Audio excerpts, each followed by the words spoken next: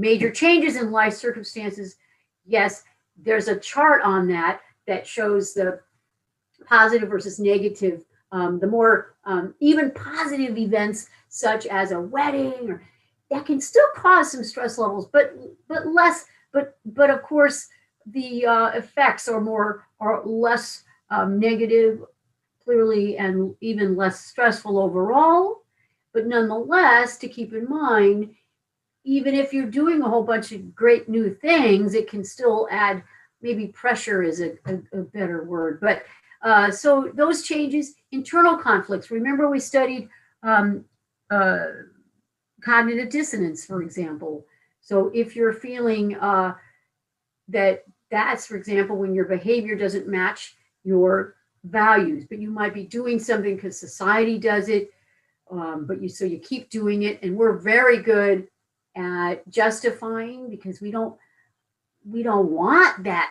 We don't want to believe that we might be acting against our values. So we'll find justifications for that, or for things we've done. Remember that little study with the turning of the game that they played, or like a boring task for an experiment.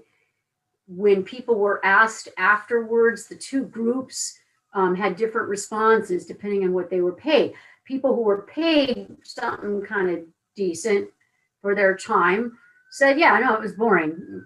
I did it for the money. People who were hardly paid anything said they enjoyed it. They honestly felt they enjoyed it, because that value, perhaps the theory is that, well, they value their time. Why would I waste my time on something so boring? I must have enjoyed it. If I kept going, I must have enjoyed it. If I ate that second piece of cake, well, I must have been hungry, when you really weren't. You to want to solve these internal conflicts. So these are 4 aspects that affect the level of stress. Now, cognitive appraisal, remember the word cognitive is to do with thinking. So you're appraising, you're assessing the situation. So that is your interpretation of the personal meaning or the current circumstances. If we take things personally, it can be more stressful. And remember the wonderful lecture of Dr. Helms that was assigned. She had a good example of the person at the store, and if they were cranky to you or said something mean to you, you might take it personally and get angry and get upset. Oh, she hates me. Or you can take a moment, take a deep breath, and realize that, oh, this person doesn't even know me. They probably had a really long, difficult day. And your anger can turn into compassion. That's the power of your cognitive appraisal ability, or your cognitive thought processes. So that's where CBT, cognitive behavioral therapy, is the foundation of that. So yeah, it affects your emotions. So notice you can go straight from anger to compassion in a matter of a moment, just by chilling out, taking a moment, reappraising the situation. So the 2-factor theory of emotions is that they're the result of the, so there's a combination of, you have the unexplained arousal. Sometimes we don't know, why did that bother me so much? Later on, Freud would say, well, let's go deeper and let's see if maybe this person reminds you of someone in your youth in which you had a traumatic experience, and you might have repressed that memory because it was so upsetting. So maybe that person reminds you of them.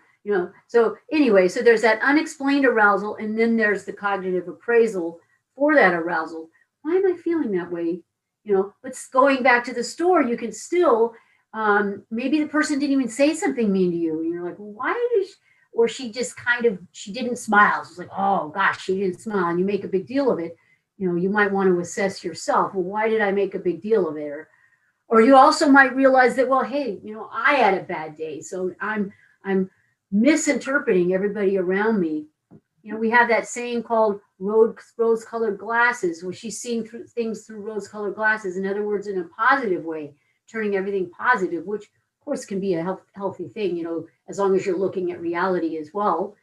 You can look at something as, in fact, sad as the COVID situation and find the silver lining, find the positives that are in it. Okay, maybe you're spending more time with family, there's less pollution, etc. That's different than not looking at reality. But the other thing is that you can also, if you're in a bad mood, you might have, I don't know, gray colored glasses or something that makes things less positive. So that's up to us once we learn the skill of clear-headed cognitive appraisal. So we can attribute that arousal as well. We might think, sometimes, and it comes out of people, it's like, oh, the world hates me. Sometimes it might sound funny, but sometimes a person literally feels that way, so you can, or again, let's stay with the same example of the cash register. You could erroneously, attribute, well, she made me feel terrible. It's her fault. That doesn't help us. And it's still up to us how we respond, even if she was kind of a mean person. Again, even mean people likely are suffering though, and it's always good to keep that in mind, especially as psychologists. So